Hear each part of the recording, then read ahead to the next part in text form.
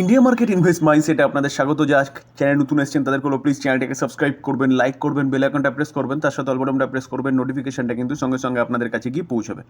দেখুন স্যার, যদি কন্টেন্টটা ভালো লাগে তাহলে প্লিজ একটা লাইক অবশ্যই করবেন, কারণ আপনার লাইক আমার মোটিভেশনটাকে বাড়ায়। তার সাথে কিন্তু আপনার লাইকের জন্য ইউটিউব এই কন্টেন্টগুলো আরও প্রচুর মানুষের কাছে পৌঁছে দেবে, যাদের শেয়ার মার্কেট লার্নিংটা অনেকটা সহজ হবে। স্যার নিফটিকে দেখলে দেখা যাবে, দেখুন নিফটি আজকের দিনে 25,000কে কিন্তু আবার ক্রস করেছে, যেখানে নিফটি এখনও পর্যন্ত কিন্তু ট্রেড করছে জাস্ট 3:29, মার্কেট ক্লোজ হবে করছে। তো এই সময় 0.75% আফসাইড মুভমেন্ট দেখাচ্ছে।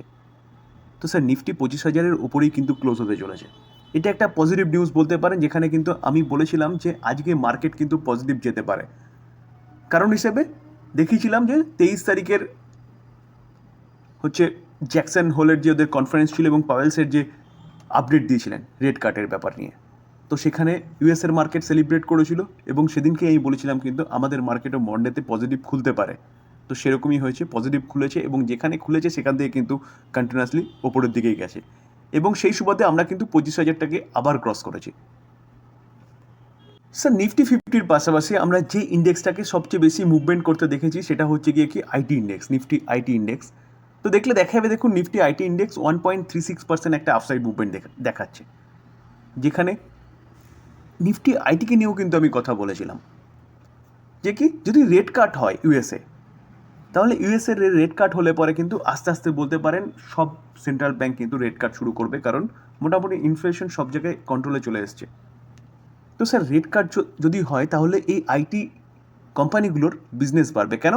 কারণ আইটি কোম্পানিগুলো সার্ভিস প্রোভাইড করে ইউএসএ, মানে ইউএসএ মিনস নর্থ আমেরিকা এবং ইউরোপের কান্ট্রিগুলোতে।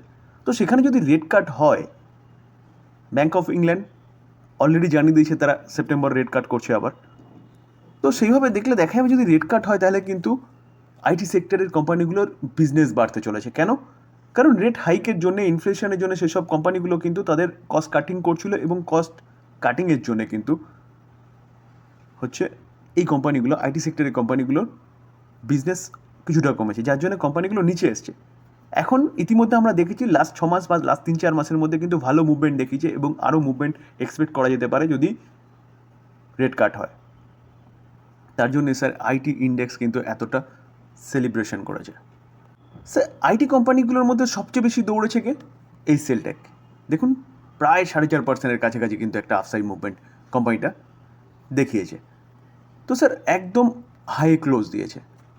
তো স্যার সবচেয়ে বেস্ট কোম্পানি এটা ইনভেস্টমেন্টের ক্ষেত্রে এই সেলটেক। দেখুন 1 বছরে 51% রিটার্ন দিয়েছে। আমরা যদি 5 বছর রিটার্ন দেখলে দেখা যাবে 214%। মার্কেট ক্যাপ কত?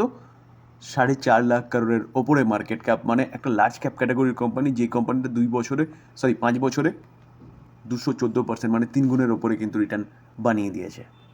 স্যার ইনফোসিসকে দেখলেও দেখা যাবে, দেখুন ইনফোসিস 0.85% একটা আফসাইড মুভমেন্ট দেখিয়েছে। এই মুভমেন্ট কিন্তু অনেকটা গেছিলো, প্রায় 2%-এর কাছাকাছি চলে গেছিলো, কিন্তু অবশেষে প্রফিট বুকিং একটা দেখা গেছে। তো স্যার এইরকম মুভমেন্ট দেখানোর পিছনে কারণ কিন্তু একটাই, রেড কাটের হোপ।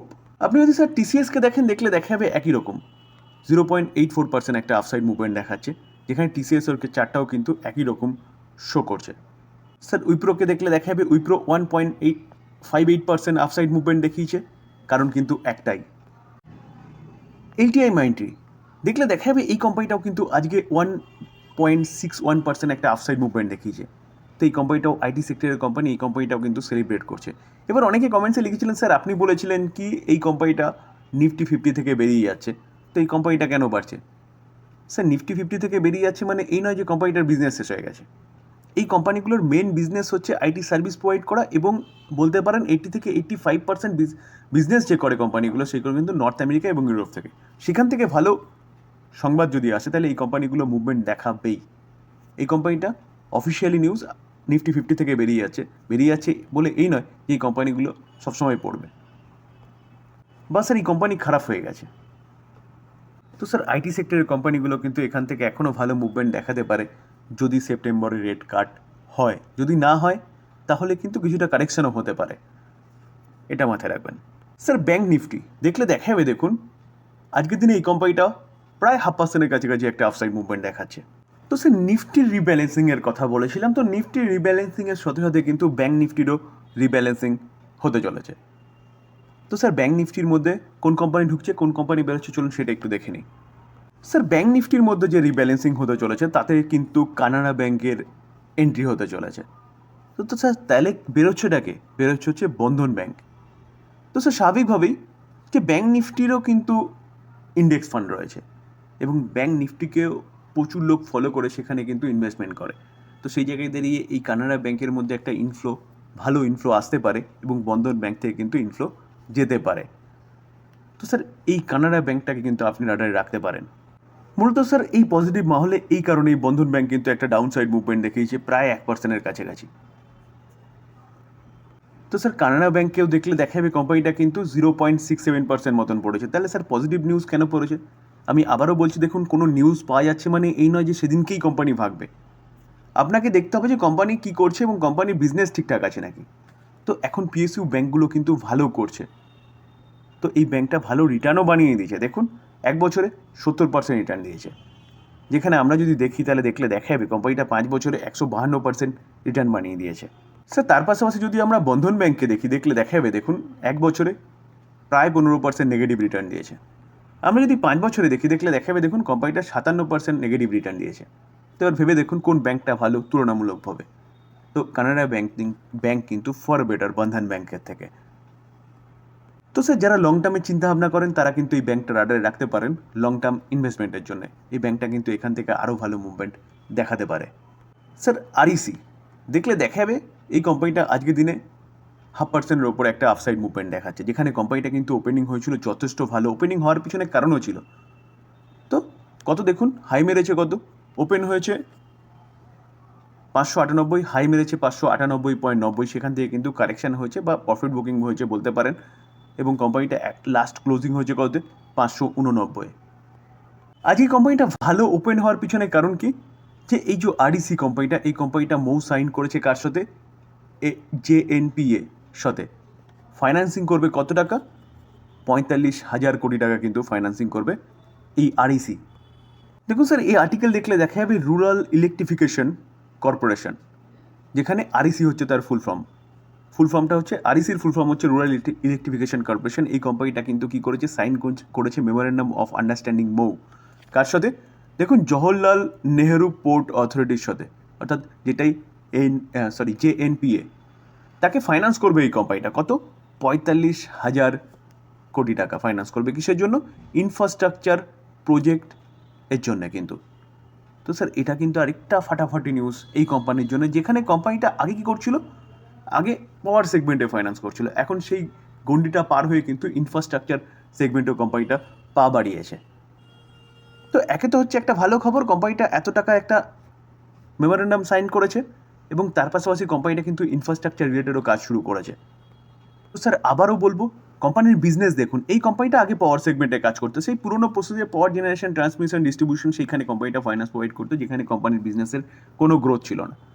এখন কোম্পানিটা রিনিউয়েবল সেক্টরে ফাইন্যান্স প্রোভাইড করছে, এবং তার পাশাপাশি এখন কিন্তু দেখা যাচ্ছে এই কোম্পানিটা ইনফ্রাস্ট্রাকচার রিলেটেডও কিন্তু ফাইন্যান্স প্রোভাইড করছে। তো স্যার এই কোম্পানিটা এখান থেকে আরও ভালো মুভমেন্ট দেখাতে পারে, কারণ ইনফ্রাস্ট্রাকচারও জাস্ট শুরুর দিকে, আর রিনিউয়েবল সেক্টরও কিন্তু এখন জাস্ট শুরুর দিকে। আস্তে আস্তে ওই পুরোনো প্রসেসে পাওয়ার জেনারেশন, ট্রান্সমিশন এগুলো কিন্তু বন্ধ হয়ে যাবে, যার জন্য দেখুন স্যার দেখলে দেখা যাবে কোম্পানিটা কিন্তু 1 বছরে 142% রিটার্ন দিয়েছে, এবং আমরা যদি দেখলে দেখা যাবে 5 বছরে কোম্পানিটা 445% রিটার্ন দিয়েছে।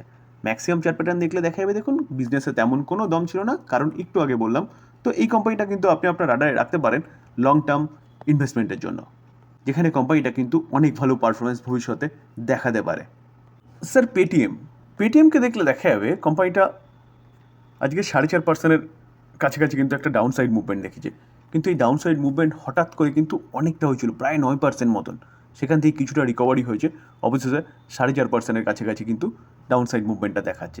তো এই কোম্পানিটাকে এরকম পড়ার পিছনে কারণ কি, চলুন কারণটা একটু দেখি।